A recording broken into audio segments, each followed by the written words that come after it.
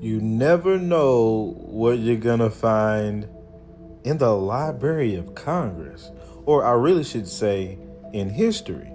This is a map. This is a map from 1450, pre 1492. And I haven't really yet been able to make out the land masses. As you can see, it's kind of all over the place and it's in a different language. But I don't pay for the monthly chat GPT no more. But I decided, I was like, you know what, you get one or two free, searches per day. So guess what the first search I came up with was? I'm gonna show you first how I got to it. So let's zoom into the map. And I'm gonna show you what I thought was real odd. That this. Maybe we should get in here closer. I also thought this was weird. And we'll get in closer here momentarily, but I translate. So I translated these words right here with Chat GPT. I couldn't tell, I wasn't even gonna try. But the first thing, and the reason why I did it, the first thing I saw was the faces. They look like canines, dogs, like dog people, and a dog person with a crown on his head. So let's just take a look and see what Chat GPT came up with when I threw this in here.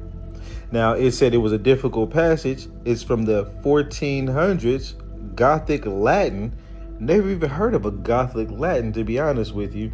But I don't study that far back into certain writings, but that's what it comes out to be in that language, right? Notice this word right here. Let's go down a little further. The natural English translation. There are the Caucasus Mountains and Hyrcania. Cania. Like K9, Kenya. I don't know. Which Orosius describes a chain of mountains extends there and is shown in the east.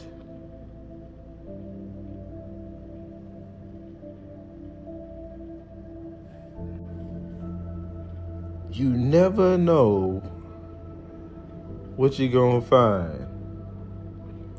I still don't know what to think of it, other than some of y'all are already thinking, oh, they're mixed with this and that and that, and they just like a mixture of these things, right? This doesn't help it for them, you know what I'm saying? This doesn't really help it for them right here, 1450. Caucasus Mountains with dog-headed people walking around. But then there's this. Now I ran out of my daily, Chat GPT translations. I'll be able to figure out what that means tomorrow. But let's just say, like, look at the little things all over the body. That could be fur. And notice how the hair is stringy and coming down straight. That's different from the kind of hair I showed y'all from the 1514 map of the Americas. Let's look. You see, this hair isn't drawn going straight down. It's being sustained in the air like our hair does, unless I lock it and make it do that, right? This area that needs to be retwisted is throwing out like that, right? Well, that's not really a fro, but you get the idea. That's not the same thing. Nope, not the same thing. And the whole thing with these things on their body reminds me of wild men and Moors tapestries that were done in that same time frame. I'm just realizing this as I pulled it up.